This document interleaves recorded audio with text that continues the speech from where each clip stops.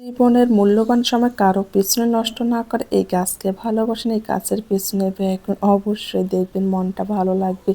আসলে না কিছু কিছু কথা মানুষের সঙ্গে শেয়ার করলে সেটাই কিন্তু মানুষ সুযোগ খুঁজতে হবে, গাছ সেটা কখনোই করে না। আমার তো গাছ অনেক বেশি ভালো লাগে, তবে এই গাছগুলো না কিছুদিন ধরে একটুখানি নষ্ট হয়ে গিয়েছে, এত বেশি মন খারাপ হচ্ছিল।